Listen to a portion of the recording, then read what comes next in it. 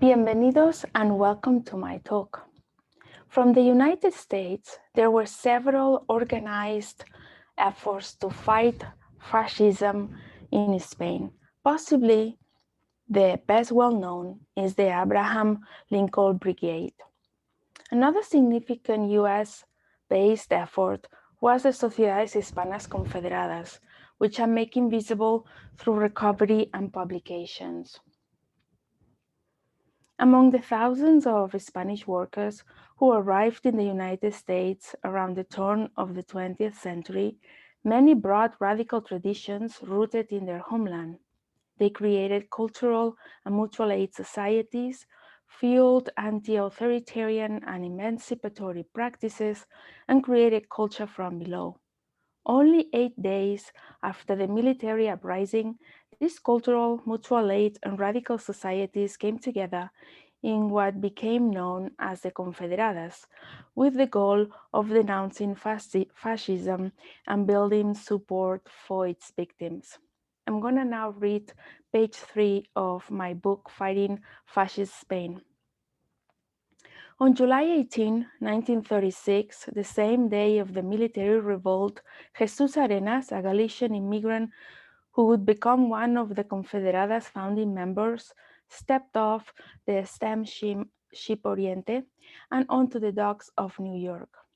Arenas was already active in anarchist politics in Spain, and he was traveling to the United States to escape the increasingly dangerous political climate for radicals there.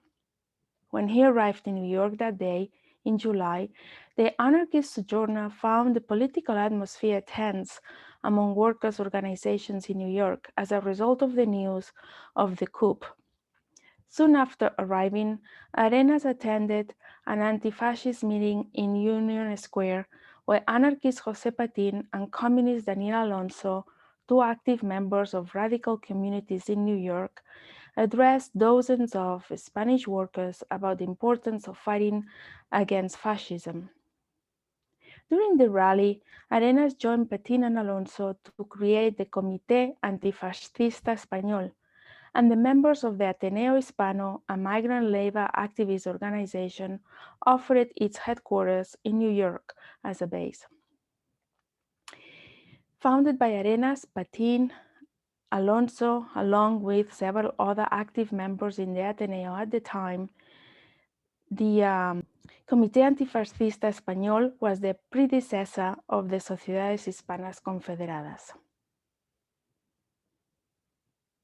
Although the Confederadas grew to 65,000 members at its height, it maintained close ties with these early established workers' networks. It followed the principles of two specific unions, the Spanish Anarchist Union, or CNT, and the Spanish Socialist Union, or UGT.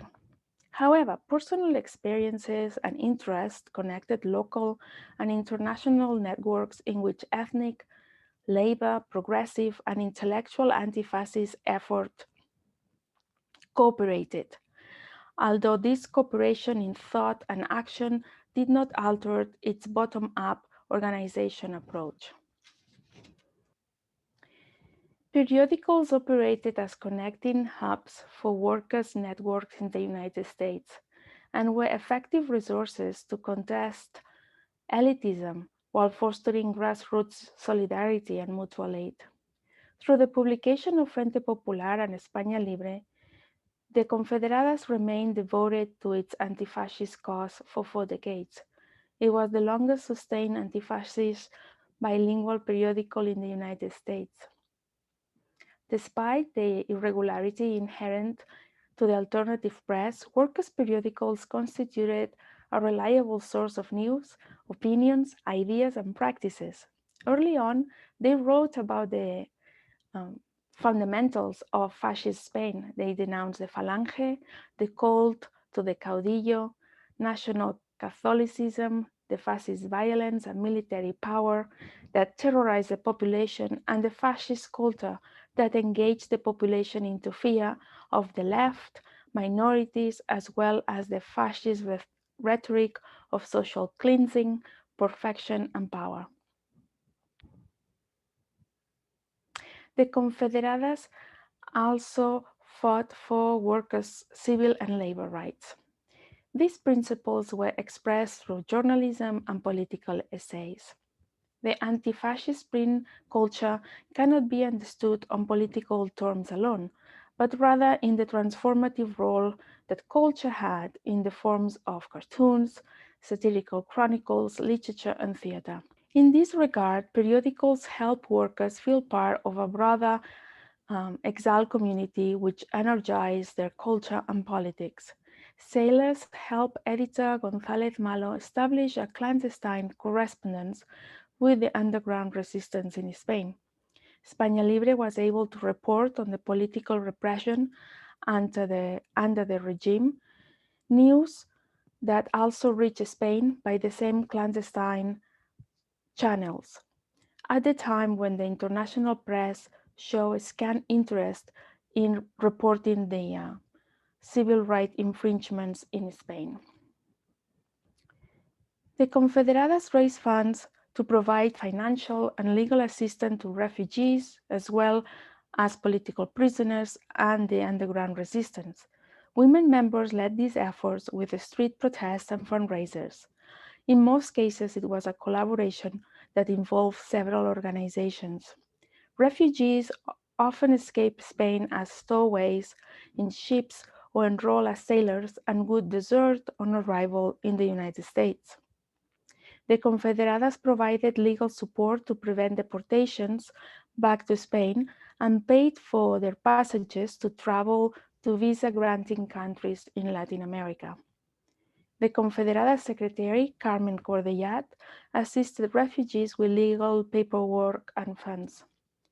Women also made possible the anti-fascist state that never ceased to raise funds to support victims while galvanizing the exile community with popular dramaturgic genres.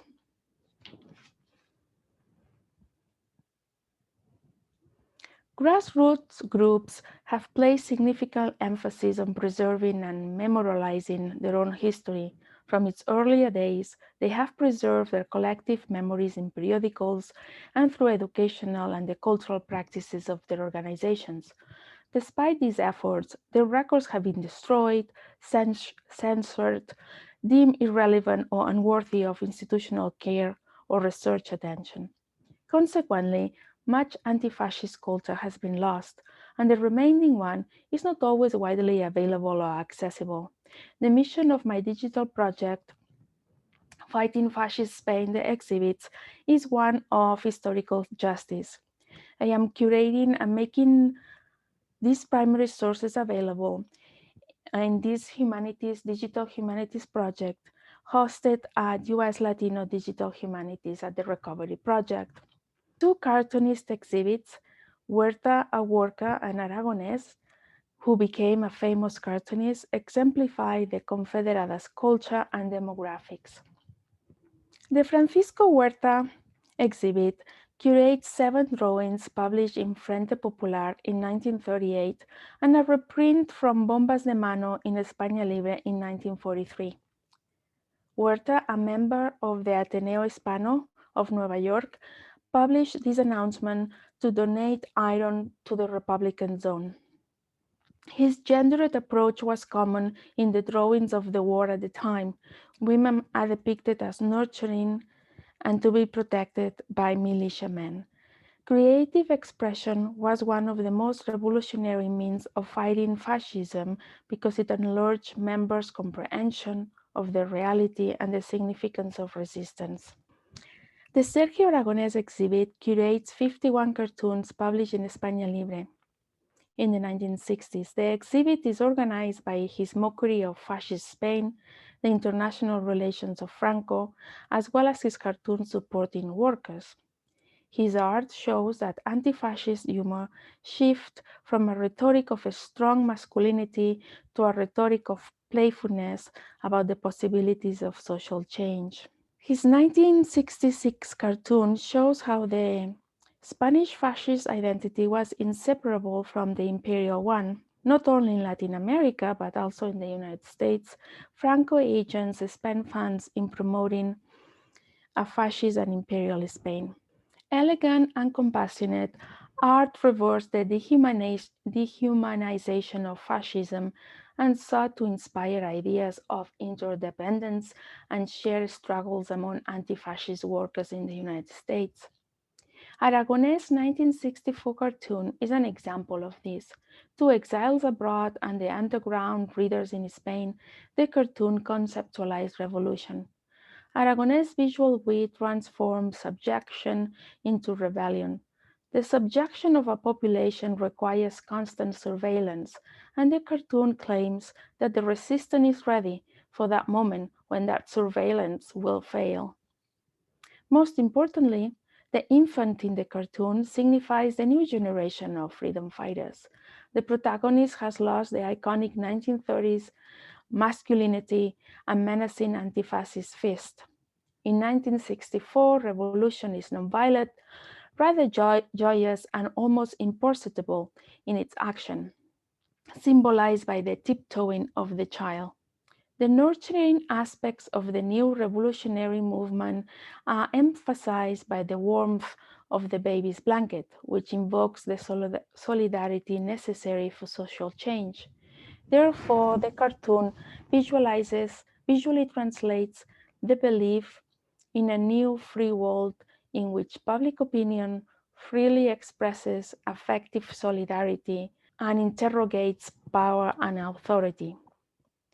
Central tenets of the anti-fascist culture in which Aragonés grew up. He transferred this tongue-in-cheek critical take on the fascists to the representation of American life in Mad Magazine by mocking totalitarian tendencies in democratic societies. Periodical research diversifies anti-fascist studies by including workers until now often erased from the historical discourse. US Latinx periodicals demonstrate that fascism continued in Spain after 1945, and the US and Spanish workers fought it until the democratic elections were held again in 1977. The labor, artistical, educational, and intellectual practices fighting fascism first developed in earlier workers' association and could be maintained by the Confederadas through its existence. It moved from the radical politics marked by the Spanish Revolution to collective action based on inclusive print culture and solidarity in multi-ethnic and transnational networks of action. It adapted in exile and created diverse body of cultural work that also represented a post-war ethnic identity in the United States. Graphic art published in the periodicals exposed the state of terror perpetrated by European fascist powers and perceptibly counteracted their propaganda as visual discourse spaces. Cartoons endorse emotions brought forth by belonging to a transnational community and ask readers to think collectively about the need for solidarity and the protection of the working class culture and the attack by fascism.